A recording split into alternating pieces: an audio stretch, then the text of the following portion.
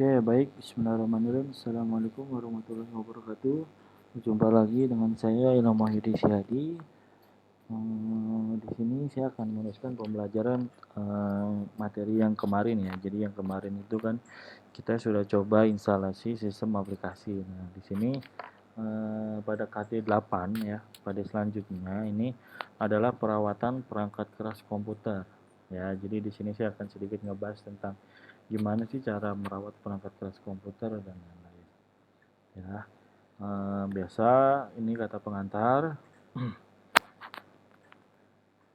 Daftar isi seperti biasa, deskripsi. Oke, kita skip aja ya. Nah, oke, perawatan perangkat keras komputer. Nah, jadi di sini indikatornya adalah siswa itu harus mampu memahami perawatan perangkat keras komputer. Siswa harus mampu menunjukkan alat yang tepat dan siswa harus mampu melakukan perawatan komputer, perawatan perangkat keras komputer. Nah, jadi di sini untuk alat dan bahan saya cukup menggunakan modul dan laptop. Tapi jika memang ada sebuah PC atau ada sebuah komputer itu kalian bisa gunakan ya. Nah, jadi pengertian perawatan perangkat keras komputer. Nah, perawatan komputer adalah menjaga komponen-komponen komputer baik itu berupa hardware maupun berupa software dari hal-hal yang dapat membahayakan komputer. Nah, dengan perawatan yang maksimal baik itu perawatan secara hardware maupun perawatan secara software, komputer akan terlindungi dari hal-hal yang dapat membahayakan atau merusak komputer itu sendiri. Nah, perawatan komputer perlu dilakukan secara berkala, minimal dilakukan setiap 1 minggu sekali. Tapi akan lebih baik bila dilakukan setiap selesai menggunakan. Nah, karena setiap selesai mengoperasikan software, aplikasi pasti ada file-file sampah yang tersimpan di hard disk atau cache ya, dan akan mengakibatkan komputer menjadi lambat karena akan mengganggu pekerjaan user. Nah, jadi di sini bagian-bagian yang perlu dibersihkan adalah prosesor, mainboard, motherboard, power supply, VGA card, hard disk, VCD atau DVD-ROM. Nah, di sini misalkan kalian menggunakan PC, tapi ketika kalian menggunakan laptop atau notebook ya, itu kalian bisa lebih fokus ke arah layar atau keyboard atau port-port yang ada di laptop kalian masing-masing. Nah, semua komponen itu perlu kita rawat secara rutin. Nah, jadi misalkan lah ya, ini secara kita aja, jadi kayak misalkan kalian ketika selesai menggunakan laptop kalian nih, biasanya kan ketika kalian beli laptop baru tuh kan ada penutup keyboardnya ya, atau namanya itu silikon keyboard. Dia tuh kayak kayak apa ya, kayak silikon lah, kayak gel gitu. Nah, itu bisa kalian tutup lagi, atau ketika kalian habis menggunakan laptop itu bisa kalian bersihkan dengan kuas, atau banyak kok apa ya, alat-alat untuk membersihkan keyboard. Bisa kalian cari di internet atau bisa kalian beli di di online shop ya, itu dan harganya nggak terlalu mahal, cukup murah. Ada yang namanya gel, kalau kalian mau kalian bisa cari gel pembersih. Itu terakhir saya beli itu harganya hanya 7.000. Dia itu berbentuk gel. Nah, dia itu bisa membersihkan kotoran-kotoran yang ada di keyboard kalian atau ada di sela-sela port kalian yang susah dijangkau sama tangan kalian gitu. Terus manfaat dan tujuan perawatan perangkat keras komputer. Nah, jadi bila kita menjaga dan merawat komponen dari perangkat keras komputer, maka kita akan selalu merasakan kepuasan terhadap performa dari komputer yang kita gunakan. Salah satunya adalah komputer akan selalu dalam keadaan bersih, performa komputer akan selalu baik, komponen hardware tidak akan cepat rusak, dan pekerjaan kita tidak akan terganggu gitu. Jadi setiap kali kalian mau kerja atau mau buka laptop, rasanya tuh kayak laptop kalian tuh masih baru aja gitu, karena setiap kalian habis menggunakan itu selalu kalian bersihkan gitu. Kalau emang kalian malas nih, misalkan aduh malas banget setiap hari ngebersihin laptop ya kan, nah itu bisa kalian bersihkan seminggu sekali atau 2 kali lah seminggu gitu. Intinya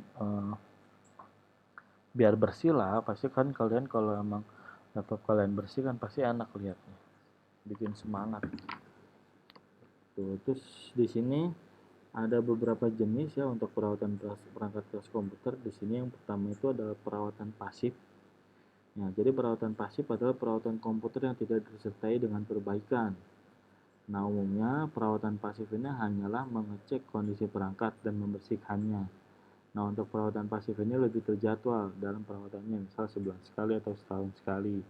Nah, contohnya perawatan CPU atau prosesor harus sering dicek kondisinya ketika keadaan thermal paste sudah kering.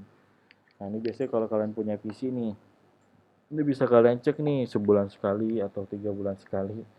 Thermal pastanya itu udah kering atau belum sih? Gitu.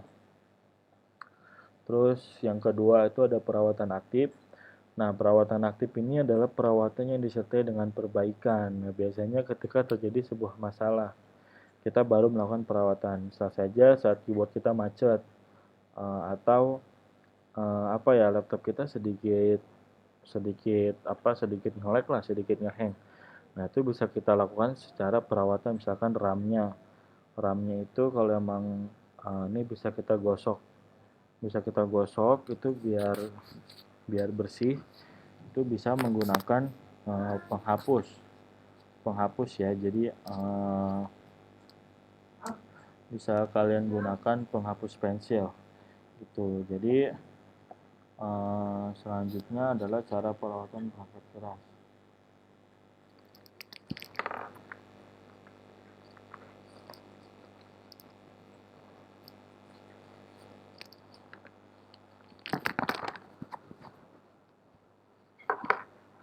Nah, cara perawatan perangkat keras komputer, bentar ya. Nah, perawatan keras komputer itu harus mengetahui bagaimana cara perawatan perangkat keras komputer. Adapun caranya adalah perawatan hardware. Nah, perawatan hardware di sini ya hardware lah ya, perangkat keras ya. Jadi seperti dibersihkan dengan koas, konektor-konektornya itu dibersihkan dari debu-debu ya. Karena debu ini kalau lama kelamaan kan dia jadi tebal. Nah, ketika tebal itu bisa dia nggak ngebaca gitu. Terus perawatan software. Nah, software ini ya biasa kalian habis habis editing atau habis ngapain, habis main game atau habis nyoba praktek-praktek juga sekolah. Nah, itu kan biasanya ada tugas yang salah. Nah, itu kan biasanya kalian hapus, masuk ke recycle bin. Nah, ini recycle bin ini harus sering-sering dikontrol gitu, karena banyak nggak sedikit dari kalian itu yang main ngapus saja, tapi recycle binnya itu nggak diperhatikan. Nah, jadi kadang ini kok laptop gue perasaan kosong dan nggak ada apa-apanya, kok berat. Nah, tapi ketika dicek recycle bin-nya, wah, recycle bin-nya itu bisa mencapai 100 giga. Nah, itu kan berarti dari pertama beli sampai sekarang nggak pernah dihapus itu recycle bin.